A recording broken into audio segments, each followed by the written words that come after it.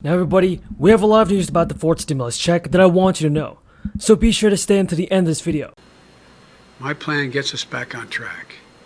It provides 2 years of high-quality preschool for every child in America. It also makes investments in higher education by increasing Pell Grants. I don't know if I can get it done, but I also have proposed this free community college, like you've done here in the state of Connecticut, to help students from lower-income families attend community college and four-year schools. And invest in historically black colleges and universities to make sure young people from every neighborhood have a shot at good-paying jobs in the future. We also extend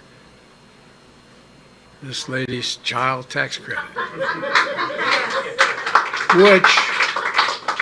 which is finally a tax cut for the middle class.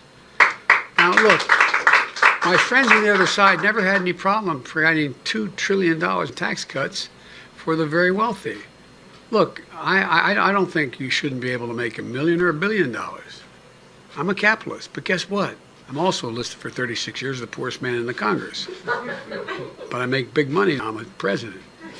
But all kidding aside, I don't think we should punish anybody, but just pay your fair share. Just pay your fair share. You know, the issue that has been championed by Rosa for years, in the past, if you paid your taxes and had an income high enough that you were able to take the $2,000 per child deduction, you could actually write it off your taxes. Grace and strength, and serve the people of New Jersey. And I'm proud to see what you've done throughout the years, and even more proud to call you and Phil our friends. So thank you, Phil. I also want to thank Congressman Frank Pallone and all the other elected officials who are with us today. And I came here to ask the people of New Jersey to re-elect Phil Murphy as your next governor. You know, he's used this office to lead New Jersey through one of the darkest times in modern history. And Joe and I know Phil. We know that he's going to fight for you and your family every single day. Joe is honored to serve as your president, and thank you. He's so grateful for the trust that you have given him, and he's working hard for you. But that's why he needs a partner like Phil working beside him to build on the progress that we've already made. But you know that. That's why you're here today. So for just one moment, I want you to imagine yourself a year from now. So think about it. There's two possibilities in your future. In the first one, New Jersey is re-fighting the battles we should have already won, like defending women's health and common sense gun safety laws. Or we're fighting tax cuts for the wealthiest among us, like Phil said. You're seeing other states use federal money to invest in education and healthcare and new jobs, while New Jersey just slips behind, and you're wondering, what more could I have done? What could I have done to stop this? What if I had made one more call or knocked on one more door? That's one view. Or in the other future, you're looking forward. You trust that your roads and your bridges are getting safer every day because Governor Murphy is putting money where it needs to go. You're excited to see what your children can do when we invest in their schools. You rest easier at night knowing that New Jersey is fighting the climate crisis, making healthcare affordable, and working. Now some people have now received their third stimulus check due to a programming error that detailed in your report. The IRS has admitted instances of payment delays, but has not provided specific language on why certain taxpayers are facing issues with their payment. So be sure to check your stimulus check status or call the IRS stimulus check phone number with questions regarding your payment. According to an IRS spokesman, you can still claim any missing stimulus check money by filing the funds by the October 15th tax filing extension deadline. But there are advantages to submitting earlier.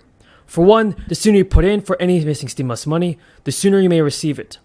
But it is important to remember that even though you are due a stimulus check, you can owe taxes that are more than that sum. You are generally eligible for each stimulus check as long as your AGI income is up to $75,000 if single, $112,000 and $500 if you file as head of household, or $150,000 if married and filing jointly. However, each stimulus check comes with its own set of eligibility rules, particularly with regard to phase-outs above those income thresholds and dependent eligibility. To find out more about why you may or may not qualify for the money, the IRS has information on the first $1,200, second $600, and third $1,400 stimulus check on its website. As the IRS does process your tax returns this year, each week it's deploying additional money in the form of new checks to people that did not previously have on record, as well as plus-up payments to those whose previous checks fell short. You could be eligible for a top-off payment if the return you submit this tax season shows that your income dropped since last year, or you have added another dependent to your family, for example. If you receive federal benefits and not typically file a tax return, you may have received your payment automatically. But if the IRS has urged federal beneficiaries to file a return in order to make sure that eligible dependents are included, the government is also encouraging people who does not have on record to file taxes in order to get their stimulus checks, particularly the homeless or rural poor. The 2020 tax returns now offer a section where you can claim the recovery rebate credit for either the first $1,200 stimulus check or the second $600 payment if that money is due to you. On that part of the return, filers can start with the amount of stimulus money that they already received and calculate any more funds which they are due. That can be done either through a worksheet provided with a tax form or through tax preparation software. Once the IRS receives the return, the tax agency will also tally your recovery rebate credit, which means it may correct the amount you claim. If there is a discrepancy, that could lead to a slight delay in processing the return. However, for more people who don't understand why they received less money than they thought, this process is definitely confusing. The IRS will mail letters to filers in this situation to explain what prompted the correction. Some reasons why the IRS might correct the credit amount include not providing a valid Social Security number, or if you were claimed as a dependent on a 2020 tax return. If a dependent was age 17 or over as of January 1st, 2020, they would not be eligible for either of the first two checks. Now the expanded unemployment benefits has also helped the millions of Americans make ends meet during the crisis. But analysts have found that some actually earned more by staying home than they would have made by going to work. Because of this generous unemployment payout, many politicians argued that unemployed Americans had less incentive to return to the workforce. What are your thoughts on this, everybody? Do you believe that unemployment benefits should have been extended, or do you believe that they're rightfully cut? Tell me in the comments below, everybody. Thank you so much for watching, and until next time, have a great day.